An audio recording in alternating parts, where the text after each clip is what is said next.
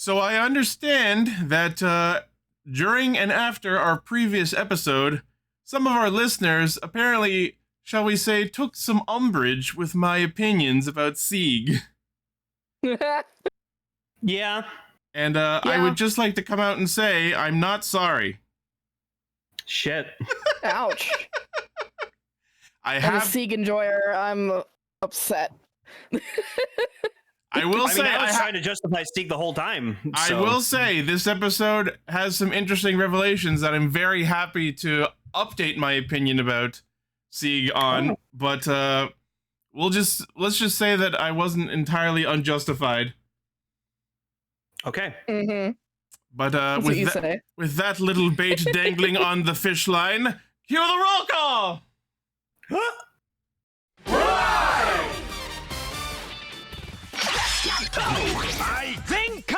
Connect. Loading. Broadcast. Perfect.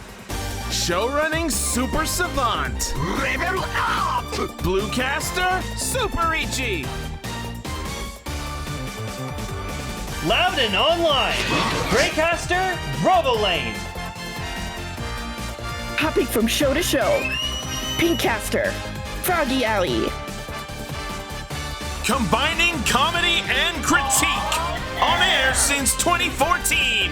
Radio Sentai Castranger.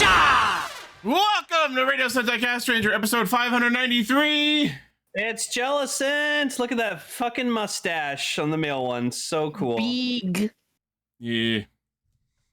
Okay, Big fancy royal fish jellies, whatever. Are the shiny versions of them reverse colors? Because that'd be awesome. I actually don't remember. I don't know offhand, but they should be if they're not. It does look. Let's see here. Those are fine. Not the opposite, but they're pretty good. Okay, I think they should have reversed them, honestly, because that would have been funny. Yeah. But yeah, the male Jellicent does look like the Pringles logo. It does look like the Pringles guy. Isn't the word for that like a handlebar mustache? No, it's not a handlebar mustache. I'm sure there's a word for it. The Teddy Roosevelt or whatever. Yeah. All right. Anyways, thank you all for tuning in. We are a bunch of chip-eating mustaches who get together every week to talk about Kamen Rider, Project R.E.D, and a third thing. Well, I mean, usually a third thing, but usually there's a third thing, but it's a special episode because this is the finale of Chou, Uchuu, Keiji, Gavan Infinity. For now, I wouldn't be surprised if, like, after Omegahorn, they're just going to do Gavan Infinity Season 2. No, yeah, right. I that's not the vibe I get, but we'll talk about that when we get to that section. But for now, our topics for today are Kamen Rider Zeztz episode 44 and Gavan Infinity episode 23, which is a weird fucking number to end on. Yeah, no, come on. Even 25 at least. Right? And then our overall thoughts on the show. You know what? Okay. I guess you could think as the Gavan movie as like maybe like the episode like 24 and 25. So I'm allowing that. The movie is apparently before episode 22. Right. Oh yeah, right. It is before. Because Reiji was looking at his trigger or whatever. Okay, so yeah, we're ending at episode 24, technically. That's a level of pedantry even I don't want to get into. I know. And you know me. All right. Well, before we get into that, we have some news to talk about. News mode. It's finally here! After waiting the entire show, after hoping beyond hope that it was going to happen, we finally have the visual for the suit that Zero will henshin into in the movie. Yeah, so I just wanted to say I apologize for ever doubting that we were going to get like forms for all the code agents, because like when they showed off the like shot of them with their drivers. Well, yeah, when they like Zetz's movie form, and like you see all the like code numbers on the capsum, I was like, oh, they're just gonna like channel their energy to like power the capsum, and that was it. But no, they actually all have Lord forms, and yeah, So she's Zero. Images from the film's official pamphlet have surfaced online, revealing what I assume are Lord Zero and Lord 2. I don't know if we have the actual names. Yeah, Lord Zero and Lord 2. So apparently they use the special break code down capsum and the Lord Invoker. And Yeah, so for what I'm seeing is, of course, like Zero has like part of the Zoroider on the form because, you know, he's attached. That's his dream form. He's attached to the Zoroider a lot, so it makes sense. But just what bugs me is like it's covering the Lord Invoker. So like that is a weird detail. So like I think like I said before, I think he should have been the only one to have it on his waist. That would have been so fucking funny.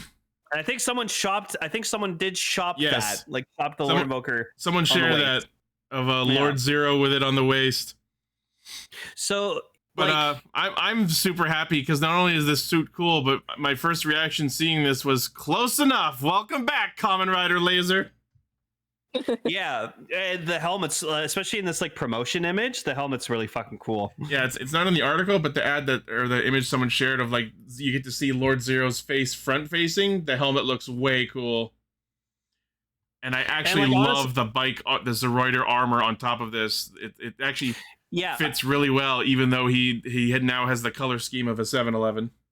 Yeah, like I shouldn't like it being on the suit, but I do like it a lot. So, but yeah, my boy got a form.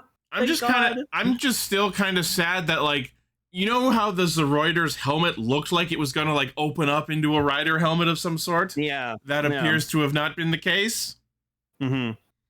So kind of sad about that. That's okay. But anyways, he's here. We have Lord Zero and also Lord 2, which we are marginally less excited about. Yeah, good for the lady. Yeah, so obviously she's got this like butterfly looking design and very interestingly patterned eye visor pieces, and she's got the same shoulder pieces that 3 had, but without the cape. Yeah. But yeah, so those are going to be appearing in the Zeztz movie.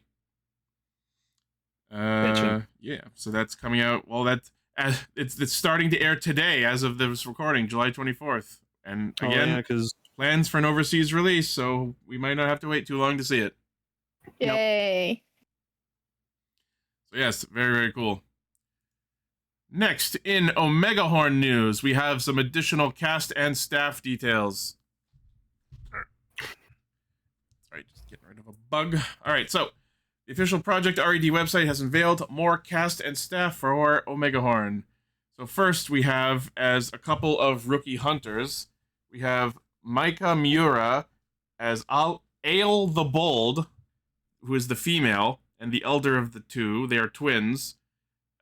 She is impatient and competitive. She summons the Megahorn called Gokaku, which can split into 2 and fights with teamwork. And then we have the male twin, Kenshiro Kato, as Ali the Upright. So their names are Ale and Ali. All right. Ali? Ali's in the Omegahorn? What? It's spelled Omegahorn. A-I-L and A-L-I. And the Ali is the male. Oh my gosh. Interesting. Okay. The younger of the two, he is shy, but is knowledgeable about Megahorn / Kakuzu. So he's the Pokemaniac. He also can summon Gokaku. Okay, so it's like they share the same monster thing, even though it can split up. That's interesting. So then next we have former AKB48 member Kaoru Mitsumune as Basa, the Soaring Guide, a highly skilled hunter loyal to Ibaru, who we don't know is yet, I think. She is respected by the people, but shows no mercy to those she deems her enemies. She fights with flamboyant skill, using her iron fan and the power of her Megahorn Hikaku. And god damn, is not only a attractive woman, but a very sick costume design. Yeah, I like her a lot. She's hot. Yeah. No cap. Also, this roided out motherfucker.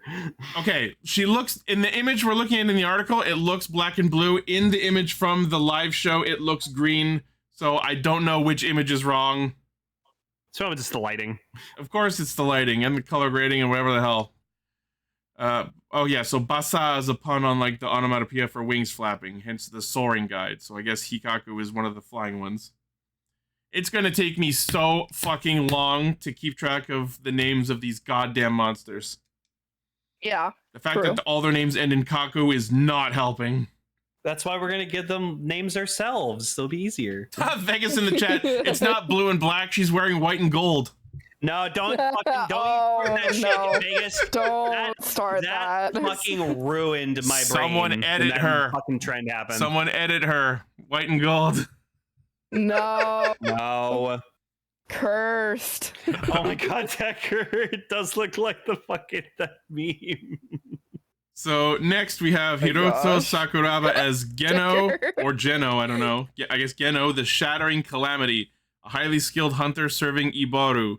He owns a workshop where he creates and repairs Kaku Seiki devices. Oh, so he's like the mechanic or the engineer. Ooh, that's fun. Cool.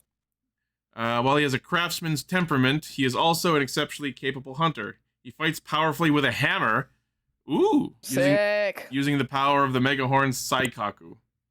Does that mean he's gonna transform too? If he's got a weapon besides the fucking megaphone? Maybe. But like, yeah, look how roided out this guy is. Holy shit. Also, he has a very nice outfit too. It is very cool. This seems to be like, I guess this is like a rival clan that the main character is going to be coming up against. Yeah. Oh, interesting. Okay. I think what it is that all these other characters, aside from the main character, are like established groups, and then Captain Omegahorn himself is like the rogue soloing. Yeah, he's not rogue. He's independent. Like he's soloing everything himself. The indie young upstart. So yeah, so like all these guys, what they do is they only use their beasts or whatever like that. But he went a step further and was like, "Hey, I'm gonna make my own like suit to like use with." So, all right. So in addition, the suit actors for the series were revealed. Takahiro Yoneoka, who was Don Murasame and Boon Blue, is suit acting for Omegahorn. Cool. And then Naoya Iguchi, who was the various Granoots in Gav, plays Enkaku. And Naoya Matsumoto plays Zeztz and Kyaku, who is the white version. Okay, so Gavan Infinity's head writer, Atsuhiro Tomioka, who also worked on Boon Boonjer, will continue working for Project R.E.D, returning as the show's head writer. So it's not the other one that was rumored earlier. Jun Watanabe, who worked on Zeztz, will be the action director, which is a good sign. Yes. Hiroyuki the action in Zeztz was so good. Yeah. Hiroyuki Kato, who has worked on Sentai Geki Ranger through Gozyuger, will be directing the show's first episode, making this the first time he's directed a pilot of a series. That's fun. Okay. Hiroshi Butsuda will once again serve as the tokusatsu director, and Yuria Miyazono will compose the show's music, who has worked on something called Black Summoner. I don't know what that is, but it sounds cool. But it makes sense that a lot of the staff from Gavan Infinity would be transferring over to this new show because they're trying to make it all interconnected. So yeah, that is going to be debuting next week. And then also, there was another teaser trailer that was put out this last week with a bit more information about the main cast.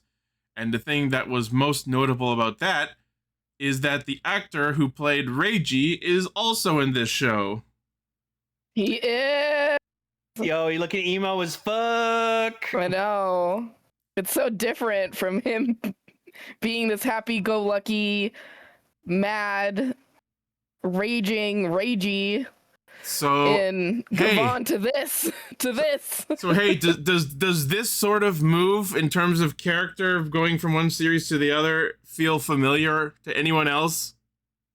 Oh, you're thinking every series ever? Yes. Zenkaiser Black situation? Correct. They are pulling Zenkaiser Black again. So are they? I want to hope beyond hope that this one will turn out better than the whole fucking Zenkaiser Dawn Brothers situation. No, but Decker's saying it is Reggie because like the end of Gavan Infinity, he goes somewhere. That's the assumption, but we don't know that for a fact yet. Apparently Decker says that's what's happening. So do we that have is racist. explicit confirmation on this? Yes, Deco said it. I know that all of the evidence points to that being the case, but so much of this fucking Zenkaiser Black situation also did. And then that ended up being unsatisfactory. Becker's also saying the other Gavans are showing up, so. Sure. It almost, if true, it almost feels like this situation where one show connects to the other in a more satisfying, concrete, explicit way is almost an apology for Dawn Brothers. Sure. I mean, Zenkaiser Black was still my favorite thing out of Dawn Brothers, but yeah. All right. So Kohei Nagata, who was Doki Reiji, is playing a character in Omegahorn who is apparently called Ironclad Reiji. Now, I don't know if that's a nickname or if he's just straight up changing his name. But the evidence piles up. He is a gruff hunter who has come to Ival's territory from a distant land and not a different dimension. Well, I guess Ival is Ibaru, who is this like clan leader that we were talking about. He takes a liking to his strong inner ego and battle skills and welcomes into the Ival Alliance as guest. Yes, and then also joining the show's cast is Megumi Han, very well-known actress, as the voice of the Omega Analyzer. Ooh, fun. Cool. The most immediate role I can think to remember her as is I fucking don't remember the name, but the female fox villain from Ninja. Oh, Kinemon. Yes. Or was it? I don't remember I don't remember if that was the actual name. It's been so fucking long. Kiemon? Kunemon? Something like that. Someone tell us what the character name was. Monzemon. I don't fucking know. Okay, anyway, so that Megami Han is the voice of the Omega Analyzer. And then the show's theme song is being performed by Miyu Irino, and the name of the theme song is Shout La La La Viva. So that sounds like it sounds like it's going to be a very high energy opening, maybe something similar to Kyoryuger. Or maybe I would love if it's like Kyoryuger. Yeah. I already love their theme. I sing it every time we watch it. That's true. I can confirm that. So it's just so freaking good. Oh, I remembered. The character's name was QAmon. Oh, QAmon. That's it. Yes. All right. Cool. Next, now that Gavan Infinity has primarily concluded, the Project R.E.D Twitter account announced a new mini drama series, Super Space Chef Gavan Infinity Gaiden, which means side story. Taking place after the events of the series, it holds a crucial key to the upcoming crossover between Gavan Infinity and Omegahorn in the main TV series. And apparently, as we can see in this image, there is a gold and red variant of Arc Gavarian, which looks very, very cool. So, Gavan Infinity Gaiden is premiering August 2nd on YouTube and the Toei Tokusatsu fan club. So we'll get to see it very soon. Cool. Yay. Yay. All right. Next, there wasn't an article on my usual website for it, but I thought this was interesting and wanted to highlight that they are releasing a super best variant of the DX Gamer Driver limited clear edition. So it's a translucent variant of not only the Gamer Driver, but the Gashats as well. Cool, so it'll only be good for 10 years and then it'll break down. It's so fucking funny because it's obviously a reference to how some video game platform hardware would be released in translucent variants. Oh yeah, like the N64s. I used to have the smoke one. Yeah, or like some of the Game Boys would also do. Yeah, like I'm not usually a fan when they do this because I like if I'm gonna get a toy, I like to have like it's like original format, but like it is cool looking, so I won't deny that. Yeah.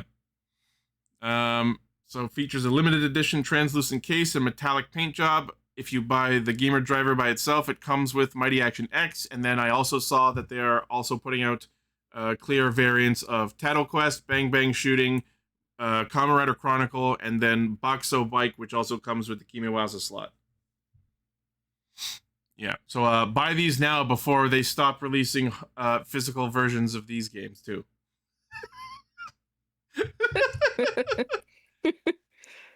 That's or else on. you are royally screwed. That's on Tokollectibles for $158. All right, and then our last news story for this week is the announcement and more images of the Bokenger Memorial Edition Excellular. One of the very coolest henshin phones Sentai has produced. Adventure for treasure, Bokenger. Start up, start up. I love the immediate question from Decker in the chat. Does it spin?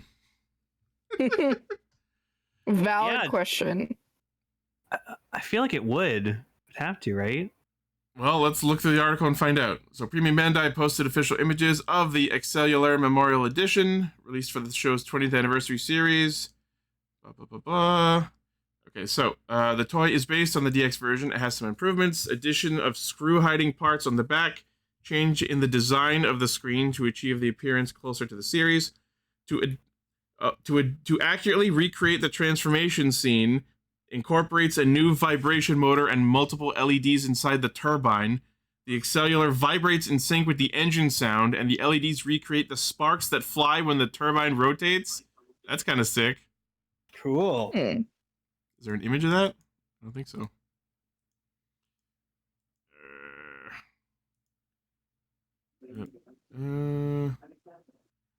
There's like lights on the wheel.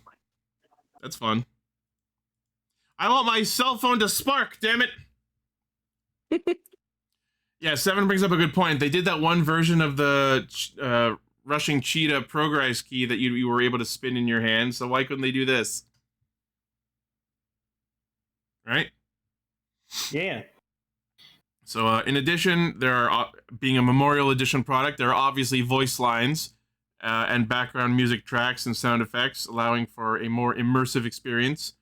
The Boken chip, which was paper in the DX version, is plastic in this version, which are the little coin things. Designed to be the definitive item to experience the charm of the series, Premium Bandai web exclusive 16,500 yen, January release. It's not bad. It's like it's under $200. Yeah, for a Memorial Edition product, that's not terrible. Yeah. Yeah, very cool. January. Neat. And that's the news. Woot! All right. All right. I'm on it. Good morning, It was a recap episode. Nothing happened. Moving on. All right, hang on. Yes, there was some recap stuff, but there was still some stuff in here that was relevant. I know it was weird. You're such a dummy. Hold on a minute. Hold on, there was some NEM focus here. Literally, I didn't read any of it in detail, but there were several very angry comments on our last episode. I read a couple of them. Oh my god. They were actually really funny. All right. They were just digging into you, and it was hilarious. Okay. Okay, I want to talk about Sieg, but before we get into that, just on the topic of the episode itself being a recap episode, normally I would ask, why the fuck are we doing a recap episode this late in the show and not at the halfway point like most shows would do? But I feel like they managed to weave it into the narrative in a way that is that makes sense. There's several layers to this. My mind goes weird places. First, I was like, why are we doing a recap episode this late? Oh, the whole erasing memories thing is neat, so let's roll with that. Then the next thought I had was, why would they do the recap episode while she is forgetting the memories? Wouldn't normally a story that does this, where memories are getting erased, wouldn't it make more sense for the recap part to happen while she is regaining those memories? Normally when those kind of stories happen, they have to re-experience those memories in order to relearn them, and that's the excuse for the recap. But I'm willing to accept this as a subversion of that trope. So in that, if you go really fucking galaxy brained and think about it that way, I honestly have not as much of a problem with this recap episode as I originally did at the outset. And yes, also I guess we can, for an out of universe reason, we can say they did a recap episode because this was also the week Gavan Infinity was ending, and I guess they didn't want to pull too much focus from that. Also, Baku pulled a this. What? Yeah, I had to watch The Amazing Circus to get it. Okay. I get it. Hey. That's funny. What was that? Oh, it's just disappearing guy. It's this thing. All right, we're going to talk about everything else in the episode that wasn't the recap, but I really want to highlight Sieg because the entire time he's been in the show, I've been complaining and I've been confused and I've been struggling for answers about what the fuck he was doing and why he was doing any of it. And you have? Oh, I didn't get that impression at all from you. I thought he was your favorite character. You loved Dawn. You love his design, everything. Like that's the impression I got. I never thought you didn't like him. And I don't know how pleased I am to say that I am pleasantly surprised to have been updated about the way his character has shaken out as of this episode. I really used 1,000 words instead of 10 on that one. All right, explain. So, the entire time, Sieg has been confusing to understand, at least for me. And I'll admit, I'm not the smartest man, but I try. As of this episode, everything he's done makes fucking sense. I didn't think they could do it. I didn't think they could pull it off, but it all makes fucking sense now. So it turns out that this entire time, Sieg has just actually been tortured by the life he was born into. He was tortured by the sins of his upbringing, and it turns out that all this time he has simply been seeking someone to end his existence for him. He has been poking everyone and prodding everyone and torturing anyone he could get his hands on. He was doing the fucking Xenos Ye Galvas thing of trying to find a worthy opponent to end his torturous existence. Oh, so Same. Sieg is the ultimate rage baiter. He's Correct. just been rage baiting everyone to kill him. Well, there's a difference. A rage baiter does it because they enjoy people raging. This isn't really that. This is, That's true. I hate my life. I hate who I am. I hate where I was born. I hate humanity for the sins that my family committed, that I've been thrust into committing, that society commits in general. So instead, I'm just going to lash out and punish sins until I can find someone who can punish me for my sins. Is that why the standby chime for him is face your sins? Yes! Oh my god. Holy shit. You know what? I'll admit, I was wrong. I've been confused. And honestly, I think this revelation was fully intended from the beginning. Yeah. I think we were meant, or at least maybe those of us who weren't just immediately attracted to the character, I think we were meant to be strung along and just wonder in all of the things and just be confused by him. Because if you really pay attention to what he's doing, there's not a whole lot of clear motivation for it. It's just like, I like bad dreams. Let's make bad dreams. I'm going to fight everyone. And it's like, okay, but why? But now it all makes sense. He was trying to find someone who was strong enough to end his tortured existence. It's a trope we've seen several times before, so I won't say it's the most original or like exciting or invoking. It's not the most well written, but I do think that there is a catharsis in the discovery of this twist to his character. So I will not apologize for all of the things I've said to him up until this point, because the confusion was intended. I'm gonna miss Sieg. Sieg was cool. I like Sieg. He was funny. Yeah. I like the damaged characters because same. And what I think my favorite part about this reveal is now we know why he was called Kamen Rider Dawn. He was struggling through an endless nightmare, waiting for someone to end the night so that the sun could dawn, aka he could shuffle off of the mortal coil. Oh. He says explicitly in the episode he was searching for someone who could give him that punishment. Was it Code? That explains why he decided to work for Code, because he thought that working for him could find him a way out. Was it the nightmares? No, that's why he started working with the Punish Nightmare, because he thought Punish could be the one to punish him.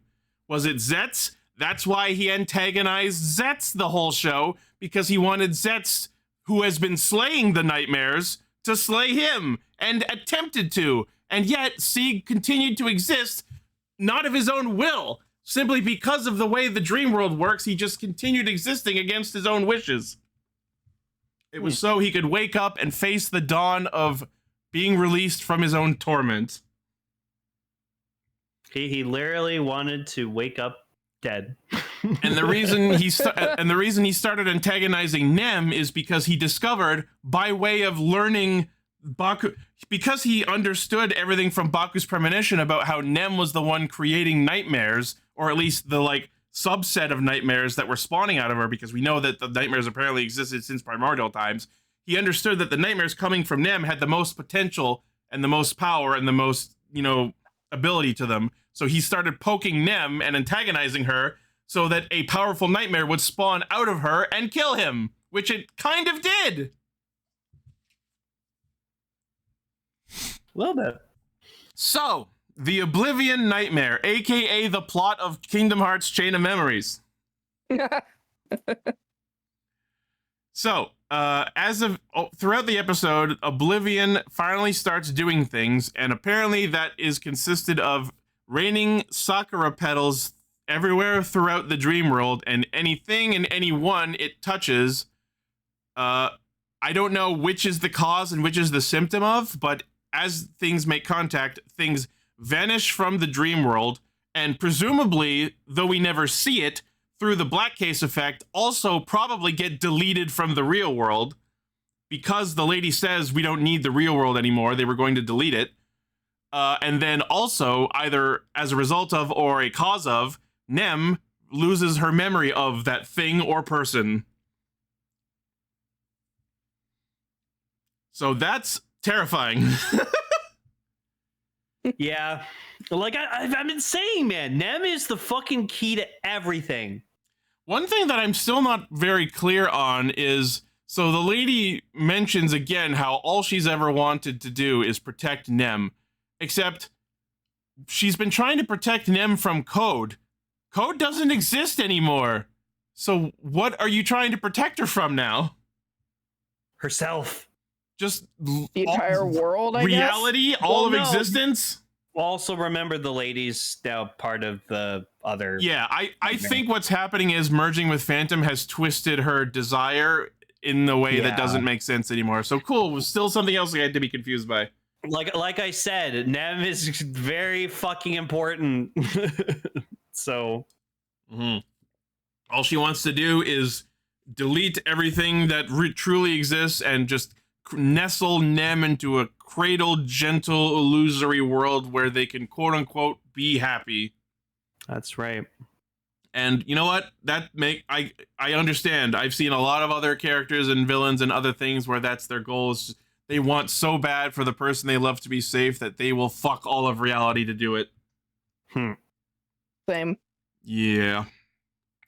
It's not great, especially since this episode basically amounts to her succeeding in doing so. Yeah, she's like, F the world, and then gets rid of it. Oh no, it was really kind of creepy, like seeing her just like walk around and just everyone's getting deleted, and she's like, huh. And she's like not even noticing, because the second it's gone, she never knew it was there to begin with. Yep. True. God, that must be like what people with like Alzheimer's and shit deal with, like dementia. It's just like, you remember something and suddenly you don't forget. That shit's terrifying. Yeah. Now, we do see Zero during one of these flashbacks, and I don't know if we can explicitly confirm, but it seems like, at first it seems like they didn't forget Zero because he's already dead, so a sakura petal couldn't touch him and make him go deleted. But then there's another shot like seconds later where Zero's face gets all faded out, implying that he was forgotten about as well, I guess. Yep. He was reduced to zero. What I think was very funny about this whole sakura petal thing is both in Nox's scene and in Baku's scene, both of those locations accidentally left the window open and the soccer pedal flew in because of a breeze, I guess. So I feel like Nox and Baku could have avoided being deleted by closing the fucking windows. Also, why were those two still climbing up the fucking window? Yeah, and we know that it's in the dream because that's where the soccer pedals are happening. But yeah, Nazca and Fujimi are clambering up the window and then get deleted.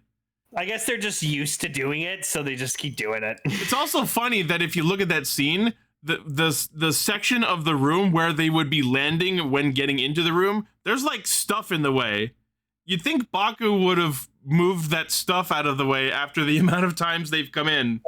Or tell them to just come through the fucking door. Yeah. Like normal people. Maybe he's doing that just to be defiant. Like, no, I'll put stuff where I want. Use a door like normal humans, you fucking idiots. That's right. But I guess it's not a problem anymore since they got deleted. But they never show in the real world if people are in fact being also deleted from reality. But at this point, so many things happening in the dream world black case back into reality that we can just, I guess, safely assume that it's also happening. Yeah, they're getting blipped out. Yeah, so we get recaps about Sieg, then we get a recap about Nox, and here's where they finally explain what the fuck happened with the Nox driver. So apparently, when Nox blew up the hologram in the code base, which evidently constituted destroying code technology, I guess because the Nox driver was code technology, that's why it's disabled. Except shouldn't that have happened the second he blew it up and not later when it was attacked by Catastrophe? Sure. So cool about that. It was very fun getting to see flashbacks to Kureha becoming a smear on the wall and 3 turning into papers. But they didn't show 5 getting blown up in the car. No, they did. They did. They did. Oh, they did. Okay, they did show. They did show 5 exploding in the car. It just wasn't funny enough to mention like the others. Okay. And then because I guess we're low on time, Nem stumbles into the Zeztz room and like Minami is already mid disappearing, so we don't even give her the benefit, like the courtesy of having a full scene about her disappearing to herself. The Discord saying, isn't the Nox driver not code tech? That's what I thought, but when Nox talks about it in this episode, he mentions that he disabled code's technology, and they flash back to the scene where he did it, and then mentions that we see of the Nox driver getting disabled. So maybe it was a case of Nox himself misinterpreted what happened, where actually the Catastrophe nightmare disabled the driver, but Nox, just because he's sometimes a fucking moron, just misinterpreted the reason. I don't know. We have naught but to theorycraft. That's right. During that scene where everyone during the recaps, like because Nem's forgetting them, their faces got all swirly. I'm sure someone can pull it up, but there's one shot of Sieg's face that got swirly to the point where it started to look like a Giga Chad smile that absolutely took me out. That was so fucking funny. And then yeah, Minami disappears, and then Baku is not too far behind. Except my question there is, Baku doesn't even try to do anything about it. Like, doesn't try to maybe use Extreme's power to undo what's happening, or any Capsum's ability to defend them. Just fully accepts, nope, we're all getting deleted, bye! Bye! Yeah, it's kind of weird because I'm of the mind that there's really nothing he could do, or that's like maybe them getting deleted is not actually what's happening, but I'm not 100% sure. We'll have to wait until the next one, I guess. It is interesting to note that what appears to be happening is Nem is the only one forgetting about people, because it didn't seem like Baku forgot about Minami after she got deleted. Well, it's only catered towards Nem, right? Yeah. So that would make sense. It's only catered towards Nem. And if it was the case that nothing Baku or Zeztz could do could undo it, that would have been fine. But I would have liked to have at least seen 5 to 10 seconds of him fucking trying. No. No. I would assume he'd have to try. Yeah. So, yeah, the lady succeeds in what she's doing. She basically erases the whole world, including several buildings that we see, so we know it's not just limited to people. Yeah, all it took was Nem forgetting who the fuck she is. Yeah. So she wraps her up in illusion, and then we get this very fun scene where she covers up her eyes and I guess fully takes her into the illusion, and then she opens her eyes and enters what we can assume is this new illusion world, but we don't get to see that until next episode. Call Ace, he'll fix this. Right? I mean, yeah, Ace probably could. I feel like him being the god of creation, he could interfere with dreams, maybe. I don't know. It'd be interesting crossover movie to see. Ooh, Geets and Zeztz movie, that'd be cool. Yeah. So looks like next episode is going to be about this fake illusionary world that they're in now. Now, and people were saying like, oh, like can't believe Baku's gone. I'm like, in the preview you see a shot where Nem's like, it's like, wait, you're, and it's obviously Baku. Yeah. Yeah, I'm sure that they'll come back from this somehow. Yeah, the man's can transcend dreams and reality, so he can come back. and he'll do it like with that's the his power. whole gimmick. He'll do it with the power of the Nesty plunge. To quote Luke Skywalker from Last Jedi, no one's ever really gone. True. Now I want to think that Sieg is perma-gone at this point, but it's not the first time he's died and come back. So who knows? Okay, again, I feel like Nem and Baku are gonna by the end of this series have like godly dream powers, and they're just gonna like will Sieg back into existence to help them fight. That would be really funny if they did. And then they'll use the therapy capsule, which will erase all of his mental problems. Oh god, could you imagine? like it was crazy when they go to back to the flashback, and I was like, right, he was like born into like a gangster family, and then that's why he got a fucking gun for Christmas. Correct. I love Jesus Christ. I love that Sieg's flashback included that shot of him as a child getting a gun from last episode. Yeah. with the filtered hair. Yeah. Oh man. They literally pulled it. Remember this scene from last week? It was necessary. Oh my god. So yeah. Honestly, as recap episodes go, this one ended up being pretty significant. I gotta hand it to them. Yeah. The joke I did at the start of the section aside, you know what? I'm thumbs up on this one. Yeah, no, it was a solid recap. And it's very, very rare that we see villain plots succeed to this degree, so I'm very excited to see how they pull up from this nosedive. Yeah. But it's a toku show, so you know it will happen in some way or shape. Yep. All right, any other closing thoughts before we move on? No, like I He's said, the best character. I've been zero. They had to show him die again. I was very sad. But no, like I keep saying, Nem is she's the plot device. She's like the key to everything. Yeah, I know it. She's the only reason that I'm Zeztz still very like strong on my theory that she's never had a physical body to begin with. She's just been a dream entity. That's it. That would be really interesting. I can see why you would say that. Yeah, it'd be such a good fucking twist if she never actually. It'd actually be really sad too. It would be sad. That honestly, I think that would be really sad. I think that would be a good way to cap off the "I was never able to find you" thing. Yeah, you weren't able to find her because she never existed in the beginning in the first place. She's only in dreams. Yeah, I'll say that's a possibility. No. I know Vegas is right, and I pointed this out last time you talked about it. She did have a physical body in the premonition, but the point of the arc after the premonition was changing what happened in the premonition. So who knows? Yeah, and also it's because like you never ever saw her physically in person. You only saw her in like advertisements or posters. Well, no. In the premonition, we did see the scene of her quote unquote waking up and talking to the lady.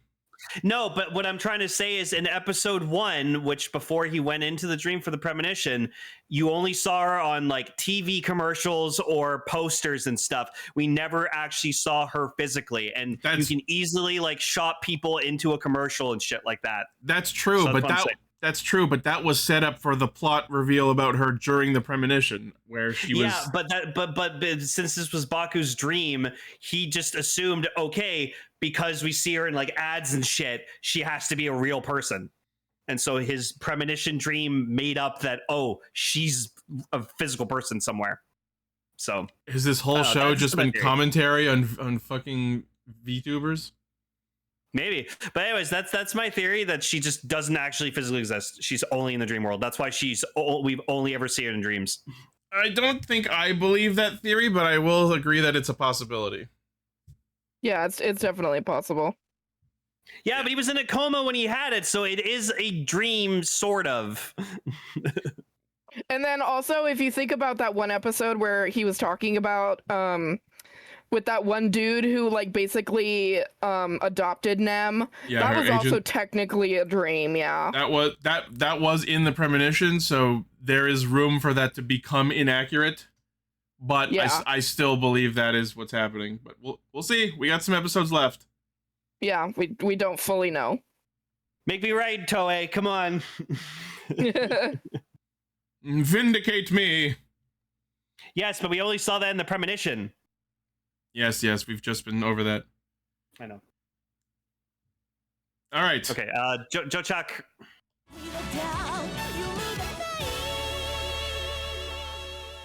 You didn't. Gavan is over. You didn't give me the group stock, Joe Chuck. How could you do this? I'm so sad. Gavan is over. I called it though. I knew the final fight was just going to be him and Death Gavan. Okay, well, yeah. Listen, I have feelings about this because I think personally that ending was really underwhelming. Yes. Like the fact that the Black Gavan, he just like gets yeeted into existence, and it's like, no wonder Baku is pissed off. He didn't even get to fight him. Reiji, not Baku. Like just barely. And I was like, that is the most underwhelming thing I've ever seen in my life. I think the coolest shit, like it was near the end, but the coolest shit was like the god was like trying to like take over Death Gavan. Oh yeah. And he just got so pissed. He's like, no, you're not fucking getting involved in this shit. I'm fucking taking him up. It's like he just fucking like rages, and I was like, holy shit. Reiji is pissed. Reiji raged. He's like, no, I've had enough of you getting in my way. It's my turn. Ali or Panera in the Discord is asking if this is the first time Ali's watched a Toku finale in real time, and I believe yes. Yes. Yeah. It is. Zeztz will be our first Rider finale. Yay. Aw, yes. Unless we absolutely tear ass through Gaim in the next couple weeks. Yeah, true. Oh, how are you enjoying Gaim? It's interesting. I think it's funny. Especially with the one dude, Alfonso. She has met Oren Pierre Alfonso. He's so funny, dude. What episode are you on right now? Let me check my list. Ichi would know that more than yeah. He has a list of all the shows that we watch in one episode. We're on episode 7. So it's the one after Bravo debuted. So you're not even there yet. No, we're not. No, we are not. Anyways, that's great. You'll find out. She doesn't know. She doesn't know shit. She doesn't know what really happens. I'm so excited though. Anyways. Yes. Oh yeah, guy was blah. Yeah. So I guess as of this episode, the god, as we were referring to him as God Von, they apparently just take to referring to that being as the high dimension. According to the subs I watched, at least.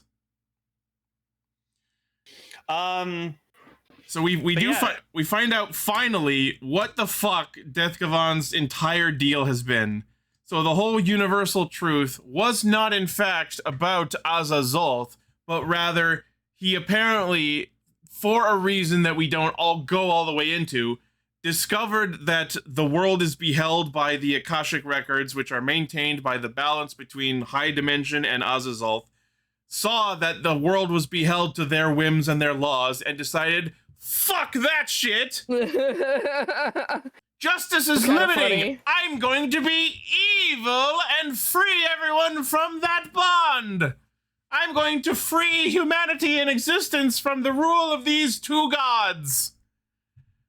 Why he wants to do that isn't very well explored, but it's nice to at least have some inkling of a truth behind his motivation and finally know what the fuck the universal truth he's been talking about was. Probably just because he thinks he can do it. He's like, Probably. I'm a Gavan, I can do it. But it is funny how they posit it like he's some nuanced, well-written villain, but then at several points he just goes, I'm evil! just I'm gonna do all this shit and I'm gonna destroy these gods. Well, that's not very nice. Of course not. I'm fucking evil. And I love that Reiji's response to that is, okay, you've got a complex motive. Big fucking deal. You're still a fucking terrorist. I mean, he's not wrong. He's absolutely not wrong. Oh, and also Death Gavan killed Reiji's mentor. Oh my god! Death Gavan Mikage was the one who finished off Gato, as if nobody could predict was that. it not obvious from the fucking start? Like, that's what I always just assumed. It's like, oh yeah, my mentor died. I'm like, did Death Gavan kill him? They never. I don't think they ever said what the actual cause of death was, but they said that death. I thought from the very start when we saw this motherfucker show up, I was like, oh, he probably killed the mentor. I think they mentioned that Mikage was involved, that he had betrayed them, but they never explicitly said, because how could they? No one else was there to see it. He got injured in chasing like a criminal, and then like Reishi goes to help him, and Reishi's he's like no, go after him, like chase the perp, and he's like you see him like running, like going to chase the perp, and then like Death Gavan just comes out and he's just like, hello old friend, and just finishes him off. And I was like, holy shit. That's what it was. He got injured chasing a fully unrelated criminal, and then Mikage finished him off. Yeah, I gave him like a merciless fucking killing, and I was like, holy shit. And apparently that was just him choosing to embrace the evil that he would require in order to get the power he would need in order to unseat the gods. Well, yeah, the most evil fucking thing you can do is murder someone. So it's literally Kingdom Hearts. I needed the power of darkness, so I had to do evil shit. Like, kill my predecessor. And I'm gonna take out all this tracking shit in my Gavan suit, and it's gonna look broken. It's gonna look evil as fuck. They did mention that he damaged his suit in order to remove the tracking devices in it, which I think is awesome. That was cool. And speaking of the damage to his suit, there's a part in the fight where they're fighting, and that part of his helmet gets fully broken, and we see his face in it. Oh, that was awesome. And then he like repairs it, but it still has the damage. And anyways, guys, the point being is, Death Gavan this whole time has been evil. If you didn't know that. Peak Toku writing, guys. He was evil. The guy named Death Gavan was evil. You know, on one hand, that is kind of a downgrade in terms of the complexity of his character. But also, we've had so many fucking villains in media who are just like, I did evil shit, but it was for a noble cause in the end. Yeah, it's kind of refreshing for someone to go, no, I'm evil. Yeah. Well, that's like, no, like, I'm just evil because I wanted to be. It's kind of refreshing to have someone have that level of complexity where they're like, I was doing it for a reason, but then also go, no, I am evil. I'll admit. No, yeah. No cap, not lying. Because good is dumb. Yeah. Nice Spaceballs reference. It's just like, but what? You're evil? My name's Death Gavan. Yeah. My name's not Sunshine and Rainbows Gavan. Gavan Sunshine. I mean, Gavan Rainbow sounds like a fucking sick name. It sounds like a movie form. Honestly, I kind of vibe with that. Right? Honestly, that should have been a form Gavan Infinity should have fucking had, like Gavan like Sunshine or like Gavan Solar or something. That would have been sick. I mean, Solar would be awesome. I mean, in the movie, he gets like the Apollo form, which is very sun themed. So it's kind of like that. But yeah, so he kind of like channels his rage and then he like powers up his Imorgear to be like this like super rage Imorgear. And then he gets like. Is there a name for that form? Does anyone know? I never bothered to look it up. But yeah, he gets some like super Imorgear power up. That's not Apollon, is it? It looks different from the one in the movie. It might. I don't know. I don't know if it's the same one. It might be because he did use it in the movie, which we know happens before this. But the one in this episode looks different. And yeah, in the flashback, there was a poster of Gavan Destiny on the wall with his like unbroken helmet, basically like a PSA to kids. Does anyone know what that actually said? Because basically going say no to drugs, apparently. Fun. Say no to space drugs. But yeah, so the other Gavans are obviously fighting their villains and they take them down with no problem. I think my favorite part of that bit was where Luminous is fighting the teacher, and she like fires her arm cannon, and then she pulls out the fucking Dolnado, who not only sucks the fire blast down, but then like corks her fucking arm gun. That was fun. And then like later she's like, Kodo, you all right? I'm good. Yeah. I will. So, in terms of the fight itself between Infinity and Death Gavan, so cool. Yeah. No, when they so like Emily and Ichi were like talking about like a certain thing in the chat, and I didn't know what the fuck they were talking about because I hadn't watched the episode yet, and like Emily like mentioned like they did like a Precure reference, and I'm just like, okay. And then yeah, they start doing this like de-jumping thing because now Gavan can just do that, like Reggie can do that, and they actually go into like an anime kind of thing, and I'm just like, what the fuck? Yeah, that was out of fucking nowhere, where they start de-jumping through dimensions, and yeah, there was some animated dimension that I would have loved to see more of. Oh my gosh, the animated dimension was freaking awesome. Yeah, apparently they did like a Precure reference, so yeah, so that's really cool. I don't remember. Yeah, according to Emily in our chat, it was that he did the Precure jump off of the building. That Emily swears that is an on-purpose reference. I mean, if anyone would recognize a Precure reference, it'd be her. So my immediate response to that is, why didn't we get to see the Gavan of that dimension? Because it was a quick fight. I want Gavan anime. Gavanime! And I don't I don't want a Gavan anime series. I want a character in that universe named Gavan anime. Oh man. But yeah, that was cool. But yeah, and then it was cool that like he's de-jumping him, but then Death Gavan goes like, oh yeah, and he sends it into Maku space for a bit, and I was like, that's cool. This is my de-jump. Welcome to my nightmare. Jerry in the chat says the finale form is called Gavan Infinity R.E.D. All right. So Gavan Infinity Red, you mean? It's so funny that like as he makes the form happen, there's like an infinity symbol, and usually that effect would fade away as the form finishes forming, but then he just like grabs it and uses it like a whip of fire, and it was fucking badass. Oh yeah, okay, I see it. Oh, okay. All right, thank you, Seven. Yep, I see it. I see the reference. Yep. Very cool. Yeah, the movie form is Apollon or Apollyon. No, when someone's like putting up he's like powering up his infinity form or whatever, you should just like put like the Wizard Infinity, just like infinity. Please. I also love the remix of What's a Hero that they play during this fight that I can only describe as the Cheer Squad version. Mm-hmm. Also, I think it was Death Gavan. He was like whistling the theme at some point. I was like, what the fuck? I did not catch that.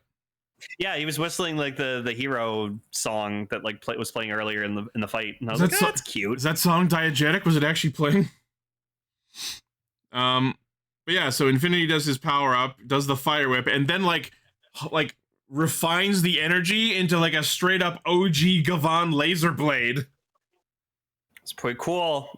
and then straight up bisects Death Gavan, and there's like this like carve mark of light in his body, and then he just fucking vanishes.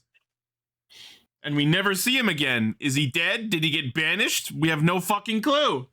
No, he's dead, Gavan. Dead Von.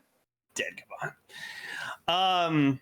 So yeah, and also it was really cool when he's like jumping to all the different Earths. Like he gets the other Gavans to like help him out a bit. So That was awesome. It was really cool seeing him and Bushido team up. So yeah. That was cool. We get to see Bushido when Bushido's fighting Mara. We get to see him use his Hiso Getsurinzan again, which is very cool. That was a sick Hisatsu. Yes, we've seen it before, but it is still very cool. Oh yeah, I love that Jerry's like, the answer is fuck you. That's why you right. Yeah, I got some stuff to say about Zeztz when we talk about overall. Unfortunately, Death Gavan will return in Avengers Doomsday. Oh my god! Yeah, no, the Avengers Doomsday trailer happened. It was fucking cool, man. I'm excited. I am excited. I have some shit about freaking one character in the movie that I've been freaking out about. I hope I'm right. But so after the fight is done, Reiji apparently had some more questions to ask, which understandable because I don't think we got everything fully answered. But now he's just angry because he didn't get to continue the interrogation. His biggest question was, why Gavan? Why do Gavan? Yeah, I can't even think offhand what his other questions might have been. It was probably like why are you doing all this? Like why would you have killed them? Like my mentor? Probably like, he was your mentor too. Probably more about like stuff like what was it that drove you to hate justice so much that you would do all this shit in order to eschew the binding will of the gods? Like what exactly pushed you this far? It was also cool seeing like the flashback of like Reiji when he was a kid. So he gets like a bunch of kids get in trouble and like his mentor. I'm sorry, I keep forgetting his mentor's name, but Gato. Yeah. So he like catches them, but then he like Reiji like distracts him so the other kids get away. And he's like, oh, you're like brave. Yeah. He's like, oh, you're brave for like taking me on by yourself, like, and he's like, hey, sometimes winning requires sacrifice. And he's I love how he's like is all swag, like, well, they got away, so I won. You're so in trouble. Yeah, but I think that's what he liked. He liked his kind of spunk and like his bravery. So he's just like, you're gonna go far, kid. I'm gonna turn your life around, kid. But then we get the most like answered question ever. So from day fucking one, we've always had Wanipot just always like making fun of Reiji for being in the department. And so it's like, why did you put him in this department? Well, we wanted to put him in here to make you guys think he was an incompetent Gavan, just so he could like do his shit. Yeah, so the reason Wani and Pot have been belittling Reiji, even though he is the Gavan, which presumably would be a position that would inspire some fucking respect, was an on-purpose propaganda move by Carell in order to keep Gavan's movements secret from the rest of the Galactic Police because they knew there were spies in their ranks. Which is not only absolutely valid because we met one of them, but we also discovered that apparently Warren is also one of the fucking Azazel cult members. Jiro, no! My boy! That was crazy. Thank you, piece of shit. I remember when Ichi and I watched that, we literally gasped and we were like, holy shit. You know what? There was a shot of him in an episode like before where he like walked into the room. I think it was honestly like the first time he showed up, and I just kind of looked at it, I was like, huh. That guy's kind of sus. Okay. I thought he was just calm and collected and authoritarian, which would have made sense for someone as a superior of the police. So yeah, that's what I thought too. So what is Wanipot's response to all this? Okay, we'll just keep being assholes to him. Can do, sir. By the way, can we have another Gavan, please? Yeah, no. So I'd like to think the next time we're gonna see Patron, he's gonna be a Gavan. 100% My- calling it. My immediate thought at the end of the episode was, well, we didn't find out what the fuck happened with Patron wanting to become No. Gavan. That never paid off. But I do agree with you that could be something they come back to later. Because Okay. let's keep in mind, Reiji has left the universe. There is no longer a Gavan of Alpha Dimension, so Patron can step up and become one. And the universe That would needs be to go awesome. So so I think the next time we see these characters or this universe again, we're gonna see Gavan Patron. So I hope we do. I love Patron. right, Patron's great. He's voiced by Dio. He's funny. One thing that I'm kind of sad we never got was to see what Gado's Yukaider Gavan looked like, or even was named. You know what I mean? Yeah. But yeah, maybe that'll come back in a movie. Maybe they'll pull a Kamen Rider Ichigata and like the mentor will come back in some capacity and be evil. So so I guess all the other Gavans find out that Reggie's missing or like disappeared. So they're like, Okay, I had to rewatch this scene a couple times to fully process what the fuck happened. So they mentioned that the Death Gavan case has gone cold, and then Date just walks up to Reiji and asks what he's thinking, because obviously he's in a weird mental place after presumably deleting the man he was chasing. And Reiji just says nothing, walks off, gets into a shuttle, blasts into space, and fucking vanishes. And then the only thing they find when they find like his location is just his Gavarian trigger. So Yeah. Now, Which is damaged also. Yep. Which is damaged. Yep. when Allie and I watched that last weekend, I had not yet discovered that Reiji's actor was going to be in the Omegahorn show. So my knee-jerk reaction to that scene was, did Reiji just blast off into space and commit suicide? No. Yeah, we were like, Was Reiji so distraught that he couldn't complete his chase of Mikage that he just went, fuck it, and just fully gave up? Oh, no, I would never have thought that, even if, like, he wasn't in this Omegahorn. I know, my brain goes weird places. Then I watched it a second time and noticed there was that red scar on the Gavarian trigger. So my next thought was something attacked him. But now that we know he's going to be in Omegahorn, if that is the same Reiji, because there's a non-0% chance it's not, because Zenkaiser Black fucked us before. If that is the same Reiji, then it would make sense that he, for some reason, dimension jumped into the Omegahorn universe. Why he would leave the trigger behind is a question we'll have to have answered later. I guess the best assumption we can make is he was attacked by someone from the Omegahorn universe and then got sucked into it and maybe got amnesia? Maybe? No, I'd like to think that's probably what it is. Also, it might just be like it's a different dimension. So maybe like because he, like, sure, we know that he can go to other Earths, like in his universe and like with other Gavans, and he can be fine. But maybe in the Omegahorn universe, it doesn't have the same effect. I would like to operate under the assumption that the world of Omegahorn is just another of the different Cosmo layers that Gavan Infinity has been traveling between. And technically, the Omegahorn universe doesn't have a Gavan. That's true. Or maybe they do. Maybe we'll meet them. Jerry actually brings up an interesting point. What we're watching is literally the plot of Yu-Gi-Oh! Arc 5. Oh? Like the main character gets isekai'd somewhere else? That show is all about going through different dimensions, each of which are inspired by the seasons of Yu-Gi-Oh! That came before it.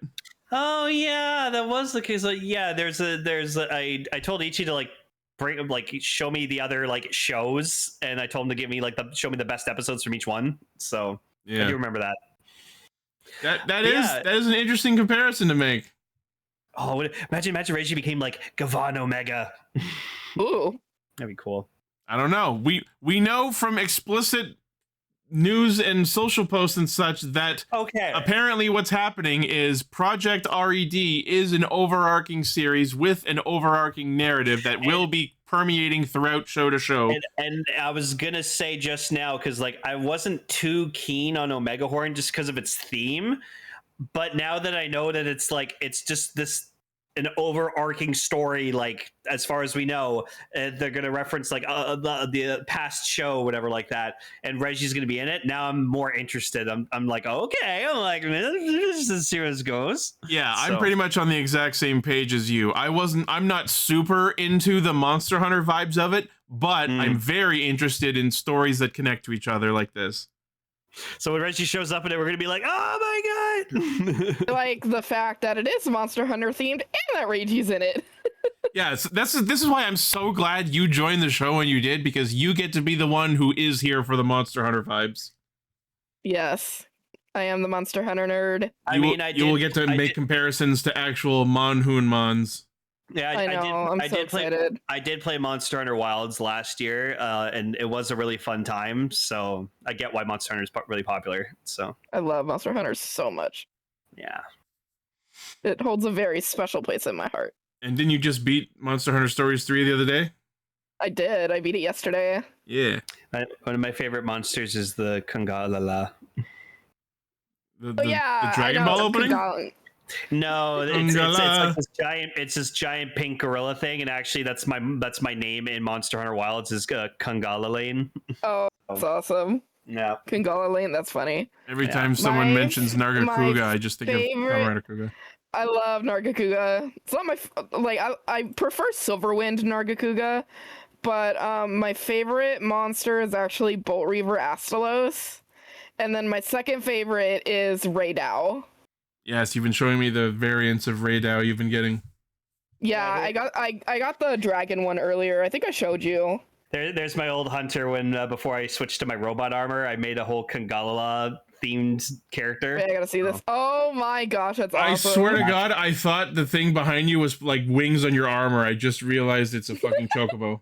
Yeah, well, actually, it's basically a chocobo. I forgot what it's called, but then they did do a Final Fantasy crossover, so now you can get an actual chocobo. And the ones from Monster Hunter you can get as chocobo-like mounts in 14 as well. Bitchin'. And you can get Rathalos as a mount. Yeah. Cool. And Arkveld is also a boss fight in it. Yeah, Arkveld too. Fuck it, Arkveld, dude. What a piece of shit. Arkveld is actually really good in the game, though. Not 14, but in Monster Hunter Stories 3. Oh, okay. That thing carried my ass. The boss fight in 14 is a bitch. It is. I hate it so much. But yeah, so we have finished Space Sheriff Gavan Infinity. Any other closing thoughts on this episode specifically? Gavan is the best character. That is not specific. I liked Gavan. I don't care. They were really cool armor, cool character stuff. I really like the balance that they had between like funny and serious.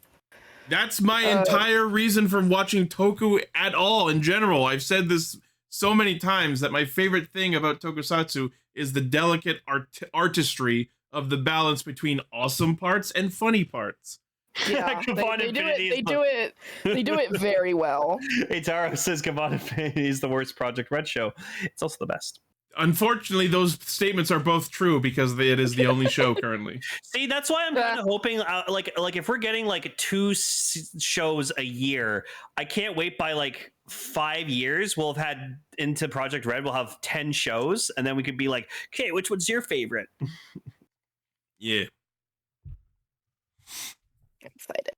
There was one other thing I wanted to quickly mention. The fight between the two Gavarians was very cool. The fucking one that Reiji was in lost its head and arm and then exploded for him to get rocketed into the arc.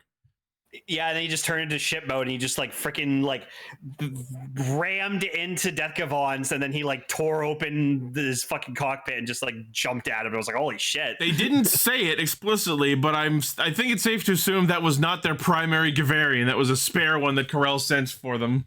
Oh, 100%. Yeah. Yeah.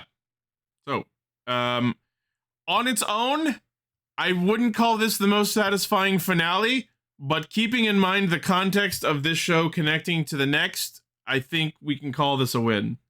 Also, when I saw how this show ended, for now. I was like, we're not done with these characters. We'll see them again.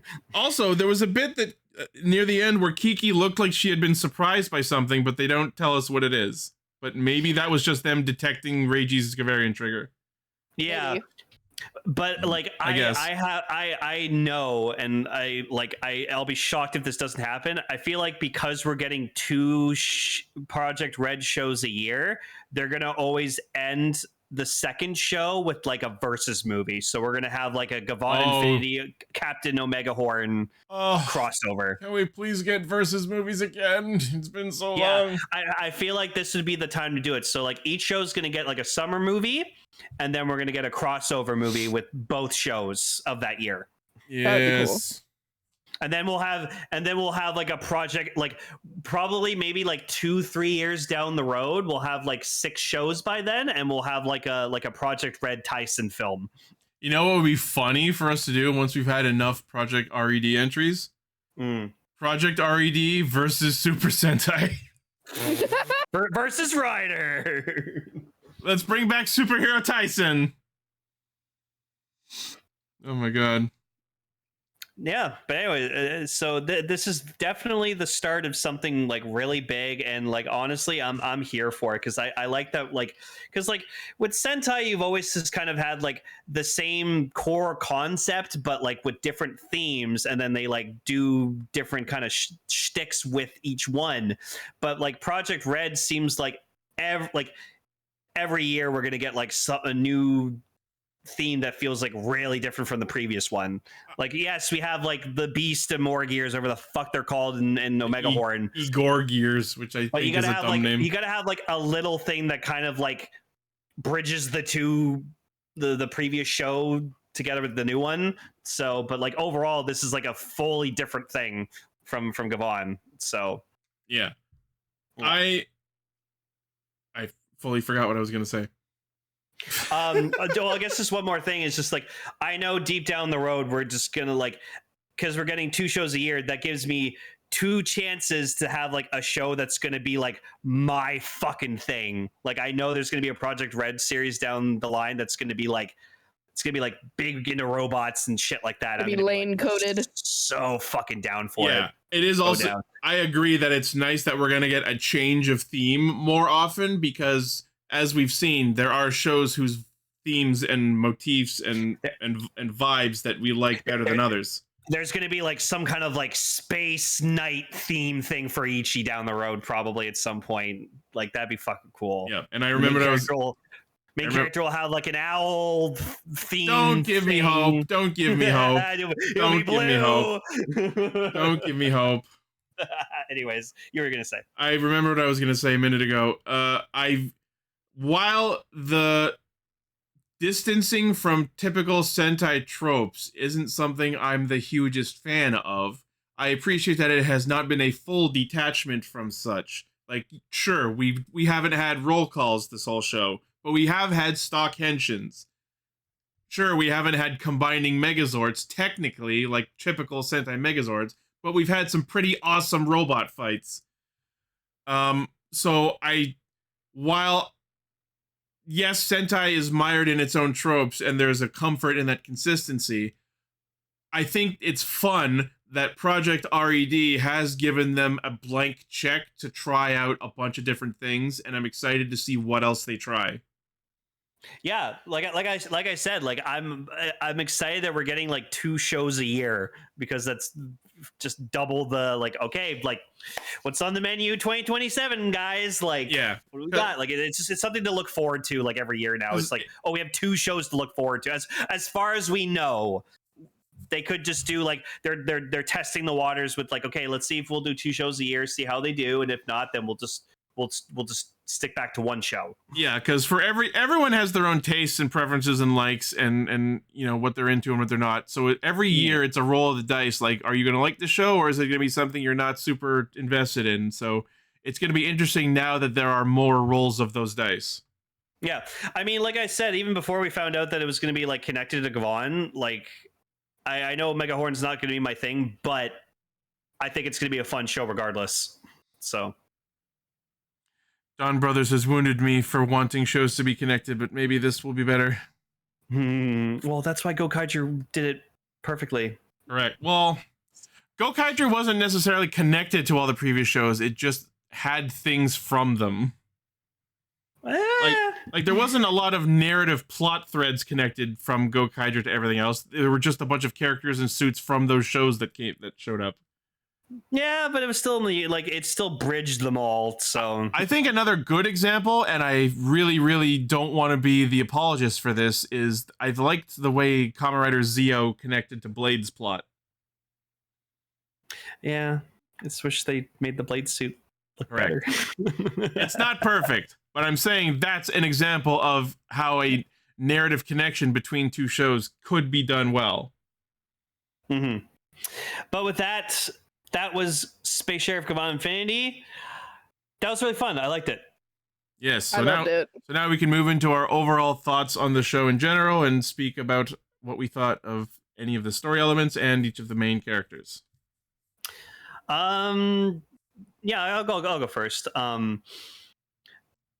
when I found out that Gavan was coming back, I was shocked because when we first heard about what this Project R.E.D was, I was like, oh, they're bringing back like Gavan, like Metal Heroes are coming back like properly, like that's cool, like they didn't forget, like this Key Ranger Civil War didn't kill off Metal Hero franchise. Remember Space Squad?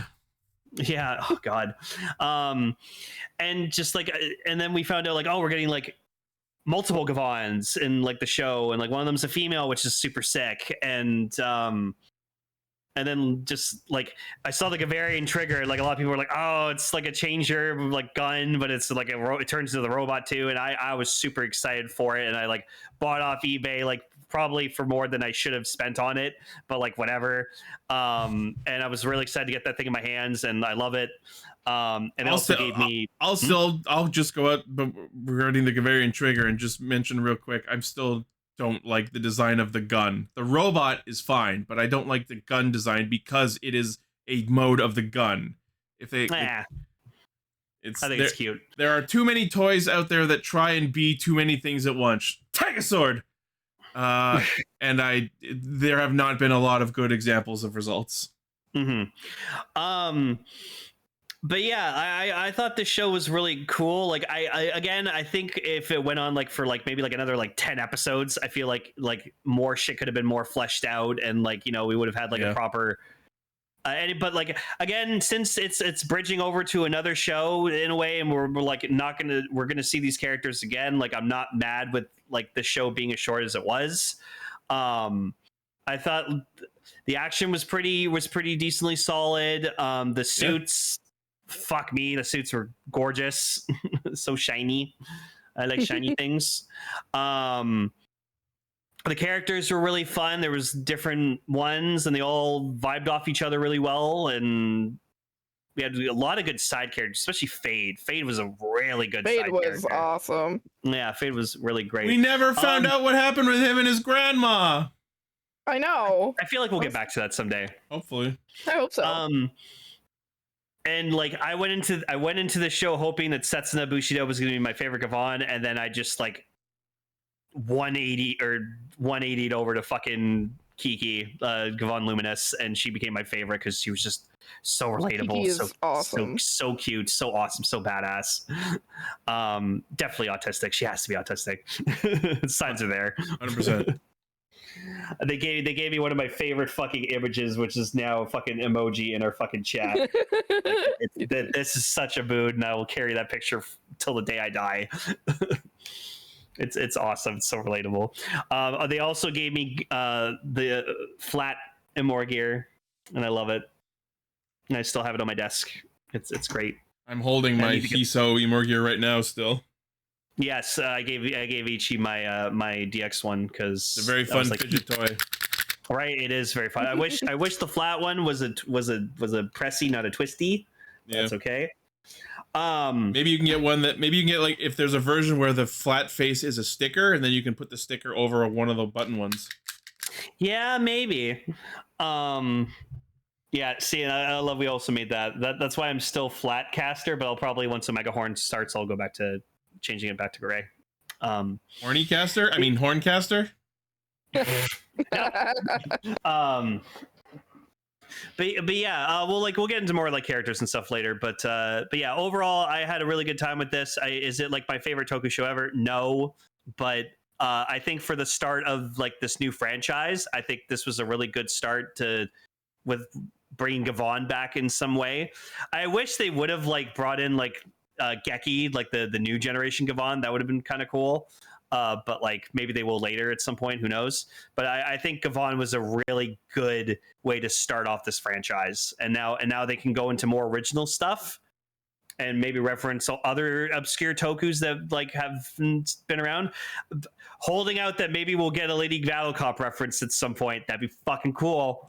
Bring back Lady Battle Cop. It'd be so awesome. I'm so excited.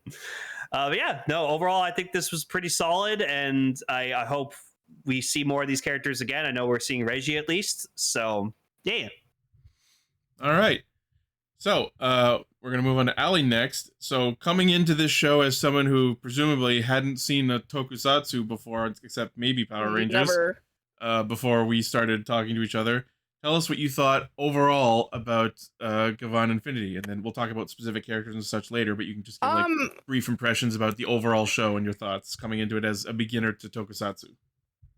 Yeah, I really liked it because, you know, I don't watch a lot of like Japanese media other than like anime and stuff. So this was actually a thing that I did not know existed.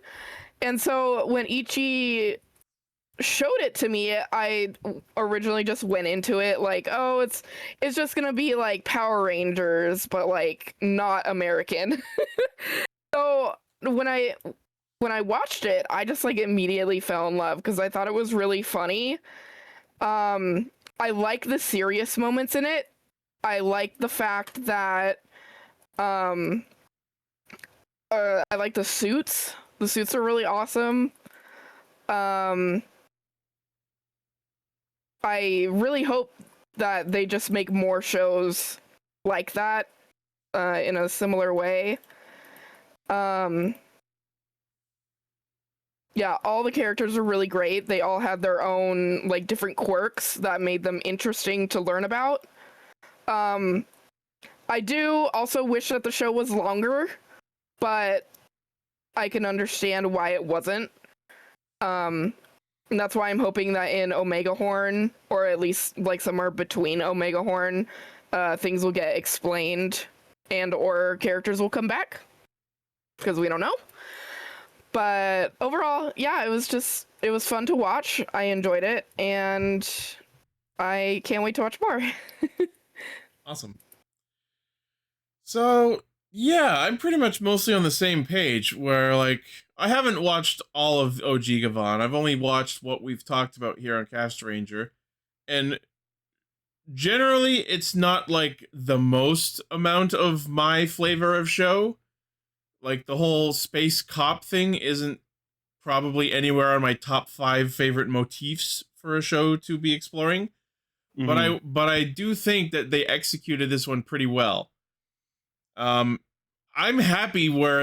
honestly happy any show where there's a female hero among the main cast, because it's very nice. Yes. Because Japan doesn't have the best track record when it comes to female characters, especially as actual transforming heroes, aside from just non-transforming side characters. So having these female characters be among the main cast was very fun to see, and I'll get into specifics about them later.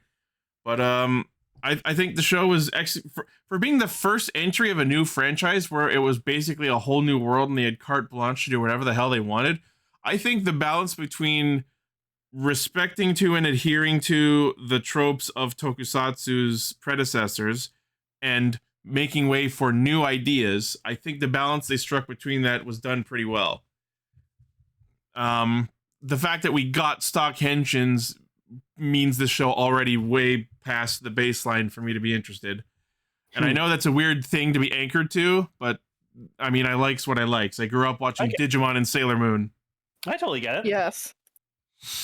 I think the story pacing maybe wasn't the best, and I understand that that is a symptom of it being a half-year show, but I do think that there were too many one-off, like, thing of the week like episodes. like plot lines, kind of. Yeah, and I do think the way that we jumped back and forth between the actual main quest plot and the like episode of the week kind of plot maybe could have been paced better. Because, you know, there were several times where something major would happen and we'd go, what the fuck was that? And then next week it's like, oh, the criminal's up to no good again. What? I mean, we'll never forget the explosion. No, At least they mentioned it later. Yeah. true. And you were just like, they just carry on like nothing happened. But overall, I think just about everyone in the show was likable. I think the suits were pretty great.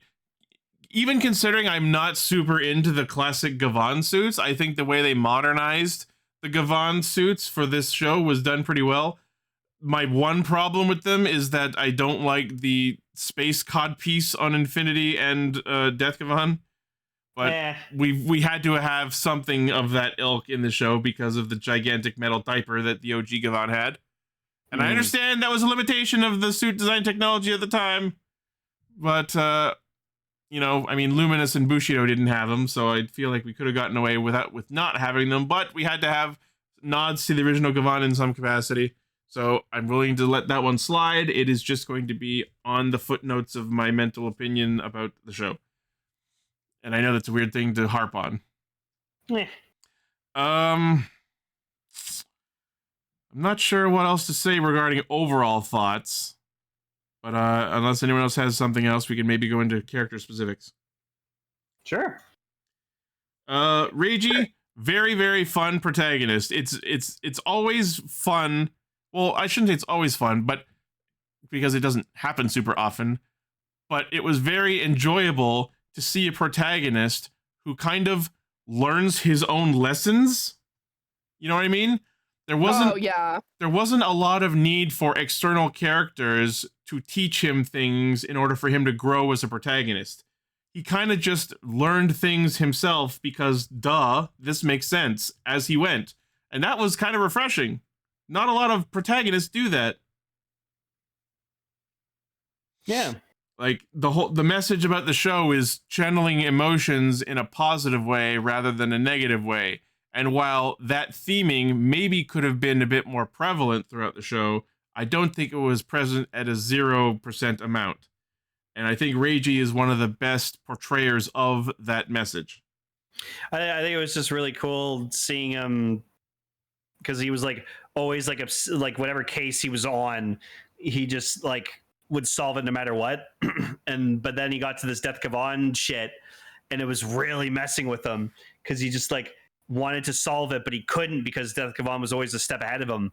Yeah. And it was just like bugging the shit out of him. And then just like every time he encountered this dude, he would just like Death Gavan would just like kind of like rage bait him and he'd just like fuck you and like try to like convince him to join him and stuff. And Get it was angry just really because evil. Yeah, and then like Reiji would kind of like almost tap into it, but then like he'd collect himself because his friends were there to be like, no, Reiji, no. So all right, any other thoughts about Reiji from you guys? Good character. Yeah, really good character and like perfect protagonist for the show. Setsuna, I feel like is missed potential. Oh, I hate to say this, it really breaks my heart to say it, but like he was honestly like the most kind of forgettable character for me in this. His whole he didn't have the most focus out of all the three main Gavans. I think it's inarguable that he was the least focused of the main three. Yeah. He was, yeah, definitely. And that's why and it's unfortunate because I actually really, really liked him too. Yeah. I think this is the character arc we saw better handled by Naga Ray from Q Ranger. The whole I don't have emotions, what are emotions? I must discover emotions. Mm-hmm. Yeah, because like what I wanted to see him more was like I liked that every time like he encountered Agi and Reiji and like he like learned stuff from them and he was like interested. Like I think he kind of like had a crush on Agi. I thought at least one point he would cry.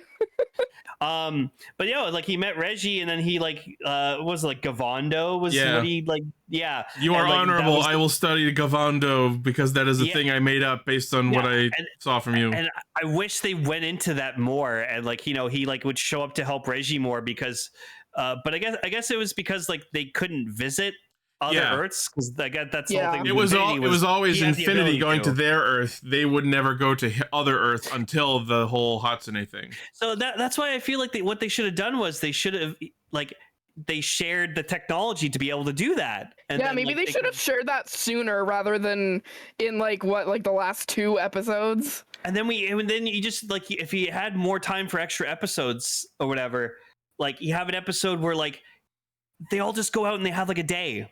Like they all go shopping, go eat, go to the beach or something, and they just have like a day where like they all get to hang out together as like friends. You know what I think would have been a very fun way to handle his character, and would also been a very cheeky reference to make? You know what we do with Setsuna? We pull a Lieutenant Data, where we just give him an emotion chip. Oh, fuck. Oh, shit. It's gonna be like freaking Baymax. Gavan. Space Sheriff Gavan. I just love searching for more gears. You tiny little lord gears. That would have been so fucking funny. And it couldn't even have been the case where I haven't watched that in forever, but just like Data, he would have eventually come to the realization that isn't the way to go, and he becomes his old self again. He goes to like his chief. He's like, "Oh, can I try one of your like your soft drinks?" So yeah, sure. I hate this. It's revolting. Yes. Do you want more? Please. That would have been so funny. There's so much potential there. Oh, just pull the shit with like Chase when he gets emotions. Oh fuck, dude. What? Oh my god. Reggie, you're so fucking funny when you do your Gavan stuff and you're angry. What the fuck's going on, Setsuna? I want to see Setsuna with a full smile on his face. Yo! Oh my god. So I think that's what they should have done. They should have like focused on him more, with him actually like aspiring to be more like a human. But they kind of did. He's just like, well, I'd like to like be able to emote and stuff, but you know, I am what I am, so I can't really do that. Womp womp. Yeah. Like that was kind of the vibe that they were like giving him like off of him, and I was like, no, go more into that. Try to be more human, dude. Yeah, and Orb in the Discord brings up another point. Setsuna's past as like a soldier isn't very well explored either. So yeah. Again, And like the thing with his lover was just kind of touched for like 1 episode, and that was it. Okay, you know what? If any of the Gavans need to have like their own like separate V Cinema movie, That would be Setsuna. awesome. Not Bushido movie. Like, And, like- as much as I'd want a Kiki and Kodo fucking like cool ass adventure movie, I think Bushido needs one. And we as the viewers can safely assume that his present day chief Amo was probably the descendant of this ancient woman who gave him his name, but that was never really explicitly addressed on screen. We never had Setsuna going, "Oh my god, you're the great granddaughter of the woman who gave me my name," or some shit like that. Okay, maybe I was a little too harsh when I said that he was the most like forgettable character in the show. He wasn't forgettable. He just wasn't focused enough, and that's just disappointing. I'm That's what we're disappointed that saying. he's focused I mean, enough. I can honestly say that he was kind of forgettable because every time he showed up, I was like, oh yeah, he's a character. No, because he's one of the primary like characters, like Gavan. So I'm just like, nah, I'm not gonna forget him that easily. Unfortunately, I found him forgettable. Unfortunately, I do have to agree that he was forgettable. While he was on screen, it was cool, but I don't think I can remember a single moment where, while he was not on screen, I was going, "What's Setsuna up to?" I don't think I ever wondered that a single time. That's basically how I felt. That's true. But again, maybe we'll explore more about him in the upcoming series, and maybe he'll get a movie, maybe something, hopefully. Yeah. Hopefully. Anyways, cool suit. Very cool suit. The suit was awesome. The he got weapons some are awesome. Awesome Freaking Hisatsus. swords. Yeah. Everyone should be asking, where's Setsuna? Setsuna died on the way back to his home dimension. I like the part Setsuna talked about mac and cheese for a long time. It's the one Grumps joke you can just put into anything that works. Thanks. You going in for your surgery, Timmy? Yeah. All right, now let's move on to who I think we can all agree is probably the best character, and that's Kiki. Oh, Kiki!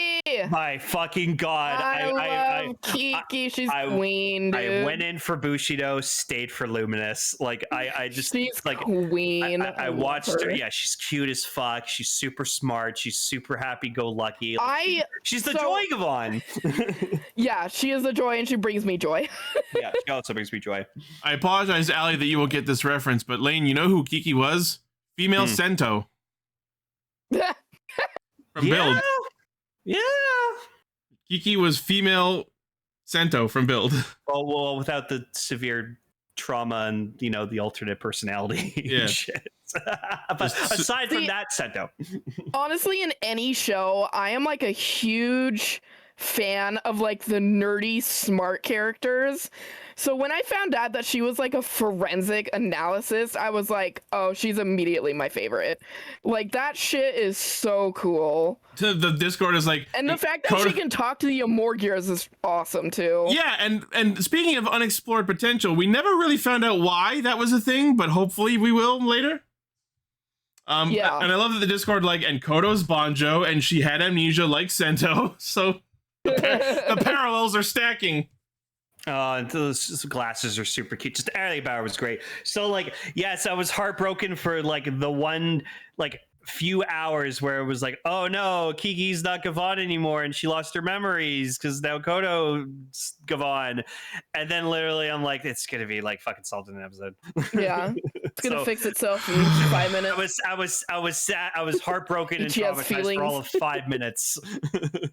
It was such a cool idea, and they could have made it last more than half a fucking episode. I know, and you know what? I feel like that's what the idea should have been with them from the start, was that they were a pair that shared the title of Gavan Luminous.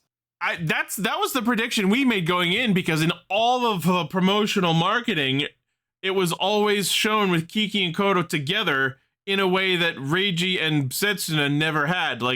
Kiki is arguably the same kind of partner to Koto, or Koto and Kiki are partners the same way you could say that Reiji and Date or Setsuna and Amo are partners, but Amo and Date were never featured in as much of the marketing as Koto was. So the fact that Koto was shown so prevalently launched us into a couple of different theories. There was the theory that they were sharing the powers. There was a theory that they were some sort of dual form being. Some sort. I remember thinking they were aliens. Yeah, and I'm sad that wasn't the case. No, yeah, like I said though, I think that should have been the thing, is that they both shared Gavan, and especially so after the whole swapping powers thing. After they had broken the rule, I think. Yeah, see, when they did that, I actually thought that they were going to be able to both transform. It would have been cool if, after that point, Kiki fights as Luminous, takes a hit, goes down, Koto picks up the trigger and henshins and resumes the fight. But that's what I thought they were gonna do. I feel like what it was probably the crew and the writers and stuff were that. We're like, oh, we really want to see Koto as Gavan Luminous, and they're and the head people were it's oh, just let her do it one time. Okay, you got one episode. The fan, do it for the fans. The fans would want to see it. The fans. And again, even though it wasn't as well explored as it could have been, we still have to applaud Toei for giving such amazing focus to female characters in the show. Yeah, and they're obviously lesbians, but Kiki's very oblivious to the fact. Yeah, so that is a thing that people believe, and I'm in favor of that. It's not explicitly confirmed, but it's the same old will they won't they bullshit in every anime plot ever. Mm-hmm. But yeah, and Luminous was cool. Like I said, her thing was just she was Gavan, and she could fight, and she used the drill, and yeah. But yeah, no, she was my favorite character, and I loved her, and I'm so glad I fell in love with her the instant she showed up. So well, her thing wasn't specifically the drill. Her thing, whereas Reiji would be fighting using the trigger mostly and the blades secondarily, Bushido would be using the two blades. her thing was using the different Gavarian units, like all the different weapons, not just the drill. Yeah. So whereas Reiji is the gunner, Setsuna is the samurai, and Kiki is the machinist. If you want to apply RPG class archetypes to them. Which, as an RPG fan, I'm happy to do. But yeah, Kiki, very, very fun character. You would be hard pressed to find someone who didn't like Kiki, I think. Yeah, I'd be very surprised. And I guess we can launch from that over to Koto. Very interesting support character. Very, very wholesome. Very, very nice character arc that they had. Yep. I don't think Koto had as much focus as Kiki, which does kind of make sense because she was not the Gavan Luminous, or at least not the primary one. But I do think her role as a supporting character was satisfactory. I like space lesbians. Well, yeah, we all like space lesbians. Spacebians? Spacebians. I thought they were a really good team. They just they're both their personalities just fit very well. Like Kiki's the happy-go-lucky funny one, and then Koto is like the more serious one. They just fit each other so well. It's like yin and yang, basically. Yeah, that's why I think you probably like Kamen Rider Build, because Sento and Banjo do feel like the male versions of these characters. Oh yeah, Cross is like I consider to be like the best secondary rider ever conceived. So, the one thing I have to say was maybe a failing of not the characters specifically of Kiki and Koto, but just like their fraction of the story is. I think it's pretty safe to say everyone can agree that out of the like corresponding villain criminal characters, theirs were the weakest. Oh yeah, the teacher. Well, yeah, because we knew was they were in forensics, and we never saw anyone else in their like organization except for like regular cops, and that was it. Yeah, and it is interesting. I don't fully understand why, like, if you have someone whose duty it is to be the one Gavan of that universe, whose job it is to be pursuing all Emorgir and Emorgi related activity, is that not enough of a job on its own? It was kind of surprising at the start of the show that they like also worked for other departments of the police that were fully unrelated to the Emorgi cases. Oh. Yeah. Orb is right, they did also have Fade, and that's another example of I wish they had done more with this character. I think Fade's arc was cool. I love the whole thing of him being a thief, but for justice, and the whole bit with his grandma was a very interesting plot hook that I wish we'd explored more. Out of the things that we could potentially explore later on in the series, Fade and his grandma is something I have doubts that we will ever see more of. Yeah, I think it was just a thing with him where it was just showing like, oh, look, this is why he's like a thief. Yeah. He's doing all this to his grandma. I would love it if we did see more of Fade and his grandma, but if I had to pick something that I would bet would not be returning, that would probably be in that list. Probably, yeah. I mean, because they made it pretty clear that, you know, she was sick. Yeah. And he was basically doing what he was doing for her. Yeah. So, I mean, there is a potential for something to be explored. I just don't know if, like, it would be worth it. You know what I mean? Yeah. Mm-hmm. Like, oh, maybe the egg of this one monster has an ingredient when cooked up can cure my grandma's mental disease. I don't know. Yeah, I want to say she probably has like something like dementia, maybe. Probably. Because didn't she was having some memory issues? I remember, and because she was asking like when her husband was coming home, and then Fade was like, "Oh, he's coming home soon." Like, and there was like a memorial picture of him in their house or something like that. Yeah. So obviously it made it pretty clear that he had passed away. So she's obviously dealing with something like dementia. Yeah. All right. Any other closing thoughts on Kiki and Koto before we move on? No, they're great. Kiki's the best. Kunai, Gavan Raya, the quote-unquote sixth ranger of the show. He's fun. I thought his plot was pretty interesting. I would say he did just enough where I can't really describe him as unfocused on. Mm-hmm. I do like the ninja theme. Ninja theme was great. Oh yeah, we found out. Also, the fact that when Ichi and I were watching it, we always kept making fun of him for the door thing. Oh yeah, Mm. I will never let that go. But yeah, it was cool. They made a Gavan based off of like the male hero Jiraiya, so that was cool. This is My Gavan Jiraiya, so it's like Jiraiya. Huh? My favorite thing about that is just the idea that this sets a precedent that there could be more reimagined versions of old metal heroes, which means Yes. we could get new Beetleborgs. Hell yeah! Oh man.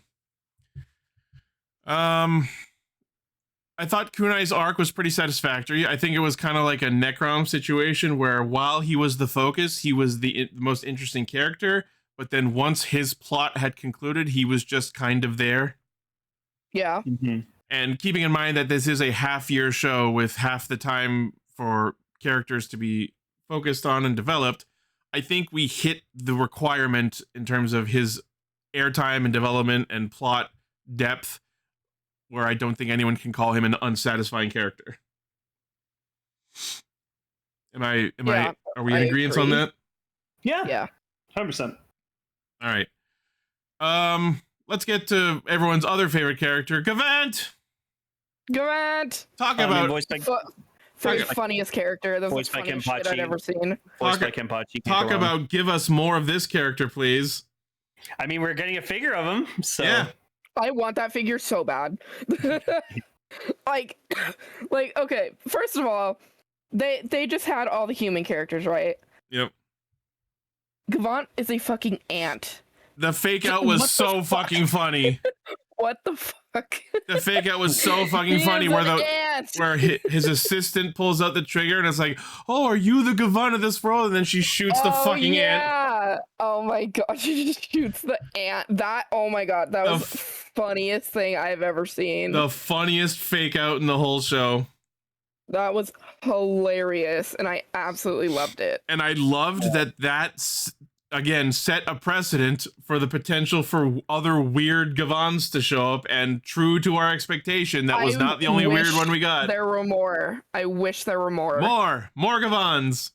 Yes. And I love this Weird for the Gavans specifically. Exactly. And I love this for the community specifically because the fact that there were all these weird Gavans opens up the fucking floodgates for people to just design their own OC Gavan however they want. Hell yeah. That would be awesome. I mean, I'm the frog Gavan, so Yeah. I'm frog Gavan. Gavan. We had I believe it was Jackarplier who did art of my custom Gavan. But yeah. Yep. Terrazy in the chat says Gavan Infinity can be described as missed potential. I wouldn't say missed potential, more like there's a word I'm trying to think of. Underdeveloped potential. I would say insufficient. Well, maybe that word sounds too negative. There's a lot of potential. I wouldn't say it's missed because we haven't missed the opportunity to do it. It can still happen. We know that there's going to be connectivity between Gavan Infinity and the rest of Project R.E.D. So what I will describe it as is a very good launching off point. There's a lot of potential here, and we have not missed the window to explore it. I guess maybe they kind of wanted to do the thing where they test the waters first a little bit. Yeah. And then once they start getting traction and they realize, okay, the show's doing well, then maybe they'll start, making shows that are either longer or they'll spend more time focusing on the actual characters. Yeah.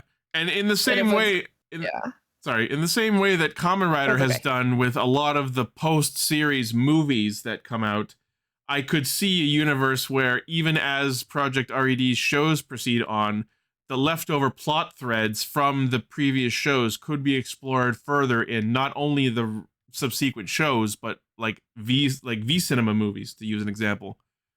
Like, we could have more development about what the hell happened to Death Gavan in another movie where he comes back. And then we finally deal with the High Dimension and Azazolth and whatever the fuck they're doing. Mm-hmm.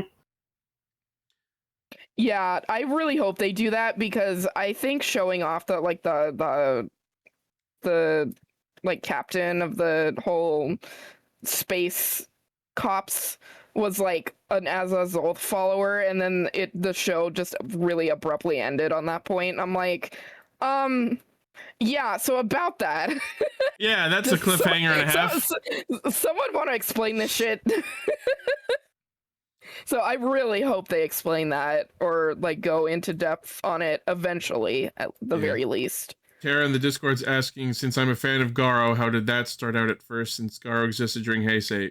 Can you clarify what you mean by that? With regards to like Garo's plot threads? Because I think the first season, the first couple seasons handle the plot threads pretty well, from what I remember. Garo is my trigger word. Yeah. I love Garo. By the way, I've been watching Garo Goldstorm's show, and I just met what the wiki describes as Dark Garo, where half of his suit is black and he gets a fucking Batman cape and flies through the sky, gosh, and it was rad as fuck. That design is so good. I was like, chef's kiss. If the question was how did I start watching Garo, it was Paul who actually showed me it, if I remember right. Okay, so branching off from Gavan Infinity, let's remember his actual name and not just call him Gavant every time. The other weird Gavans. Diagram, what a good boy. He was so fun. Diagram was awesome. He's a train guy doing train things. It was so interesting to see a Gavan who wasn't coated in heavy ass plate armor. Yeah. Oh yeah, because he had that whole like long coat and everything. That was awesome. Right? He really well designed character. Yeah, and again, a very exciting instance where it pretty much says Gavan doesn't have to be any one design. It can be whatever you want. I simply prefer Gavant mainly because I think it's funnier. Sure. And it's just so out there. But Diaphragm was awesome. So just the idea of like an inanimate object being Gavan was really cool. Yeah. And I know we didn't watch any of the side stuff, but Gavan Amigo is also very interesting from what I've seen, which is honestly just the screenshots. I really like the suit design. And yeah, I love how it pretty much just can be Gavan, can be whatever, as long as it stands for what Gavan stands for. Yep. Yeah. And then speaking of potential Gavans, let's, I guess, end our character discussion with Wanibuchi and Patran. Yes. The bulk and skull of Gavan Infinity. Oh, they were annoying as shit in the beginning, but then like when Patron got more into him, I was like, you were rooting for him by the end. Yeah. Yeah, when they were trashing on Reiji, I was like, all right, I'm gonna smack these two, but they were also really funny. good comedy relief characters. Yeah. And I have to applaud how well executed it was, where they started out as being just annoying, like, we're bullying you because we're better, and then you dismiss them because that's what you do with those characters. And then the reason for not only them bullying Reiji, but the reason they were even motivated to be bullying Reiji ended up being an actual significant plot point. And then they get brought into the fold and they actually do some significant stuff and help out and become, important characters in their own right. I think this is a really good example of comedy relief characters in a show like this that actually have plot relevance. Exactly. Yep. And it's also just funny that they said that they weren't going to stop bullying Reiji anyway.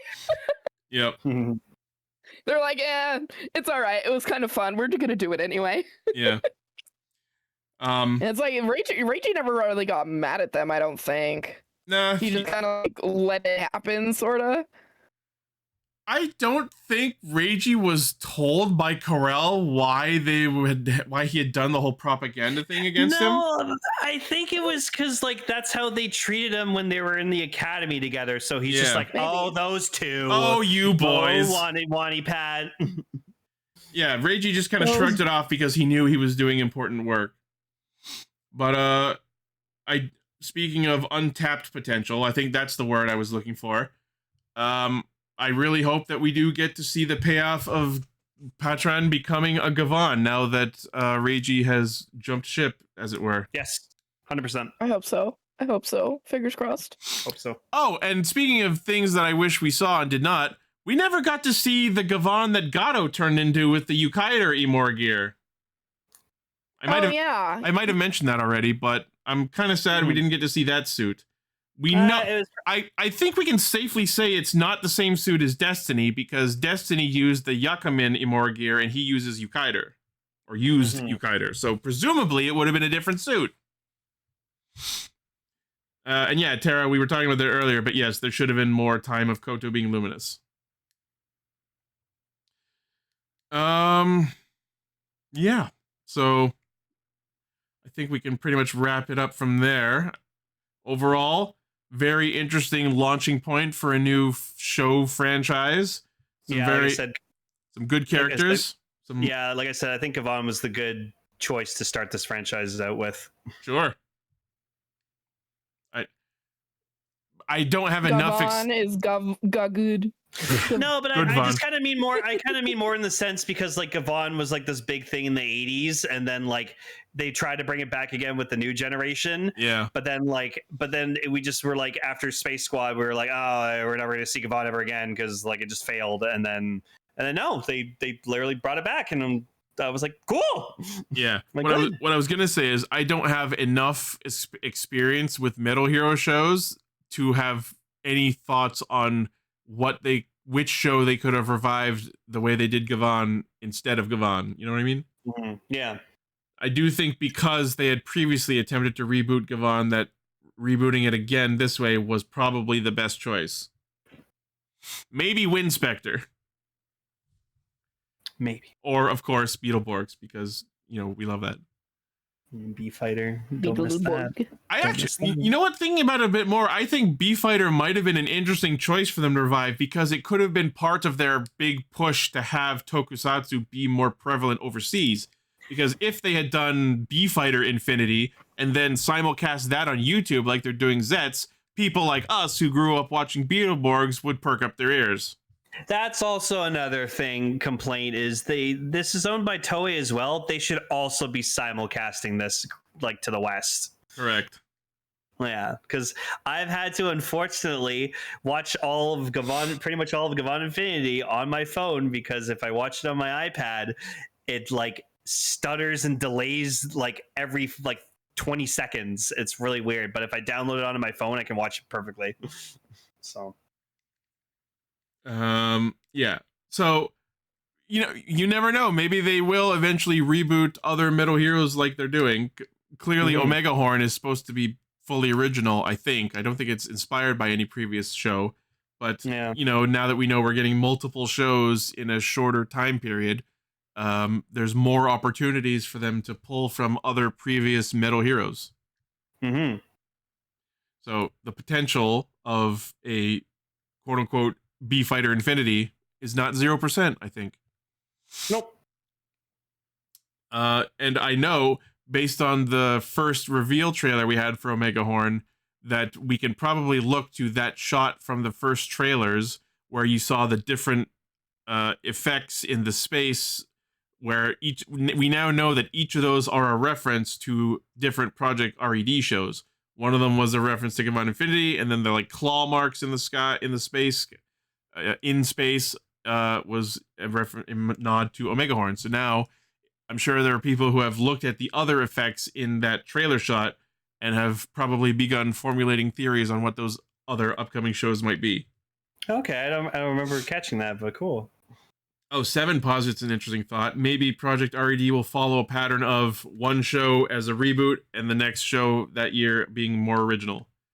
That'd be cool. That would be interesting. Idea, actually. That'd be a good way to vary each series.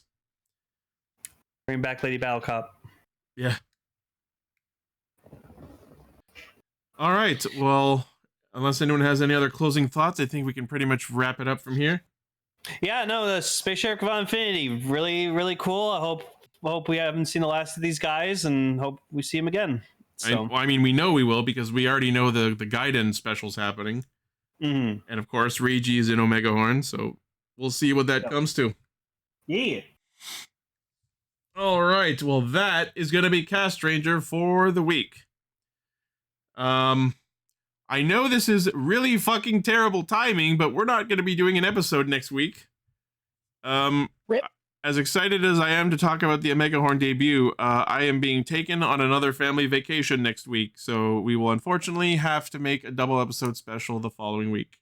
I mean, I'm honestly okay with that. For some reason, this has just been kind of my feeling the whole week ever since we like decided this. I feel like talking about the first 2 episodes of Omegahorn is going to be like really in its favor. Probably. So yeah, so I think having 2 episodes to talk about of the show for the first time That's gonna be as fun. our first discussion is going to be like very interesting. Yeah, and there have been plenty of TV shows that when they debut, start with 2 episodes. So maybe it makes sense to do so. I feel like Omegahorn's going to really benefit from that. So 7 in the Discord. Doesn't your family know you're doing important work for this community? That that I doubt that this is important at all. If you enjoy it, I'm thankful, but important is not a descriptor I would use. And B, I don't think my family in the 14 years we've been doing this show, I don't think a single one of them has listened to a single episode. Oh. My work's listened to a couple of my episodes because they're like, oh, you're on a podcast? I'm like, yeah. It's always hard to explain it. And if by some miracle I am wrong, whoever's listening, feel free to text me and tell me otherwise. Yeah, looking at you. Name? I didn't know about your sister, but I figured like probably Johnny would. I don't know. I don't expect them to be interested. They don't have to listen or be into my stuff. Oh yeah. No, my family just knows I do this, and they're like, "Oh, we're happy for you." And I'm like, "Thank you." My parents just wonder who the hell I'm talking to. Oh no, Allie's talking to herself again. Right. All right. Anyways, this is not the I Air family drama hour. I know. All right. So, anyways, I guess Jikai Radio Sentai Castranger. 2 weeks from now, we will talk about episodes 1 and 2 of Omegahorn, and then we'll also have the 2 episodes of Zeztz to go with it. Hell yeah. Alrighty, that is going to be the episode for the week. Let me just pull up the patrons. Blah, blah, blah. Thank you very much to Blaze, Armorhide, Midas the Fool, Vegas Bear, Luck, whatever, and Vegas the second time. Thank you very much for supporting what we do. As always, let us know what you thought about these episodes and the show of Gavan Infinity in the comments. Let us know what you would like us to talk about in the future. Feel free to be mad at me for Sieg again, some more. As always. Yeah. Yeah, thank you for listening, watching, liking, favoriting, sharing, subscribing, hitting the bell, and being awesome, even if you disagree with me. That's right, I'm really hammering it on this time. As always, allowed their opinions. That's fair. As always, the primary source of our hijinks is castranger.podbean.com. From there, you can find our Facebook, Twitter, Patreon, merch store, Discord, all of our cool shit. Thank you all once again, and we will see you in 2 weeks. Or Stay Infinity. Omegahorn! Stay vibe. Stay Infinity.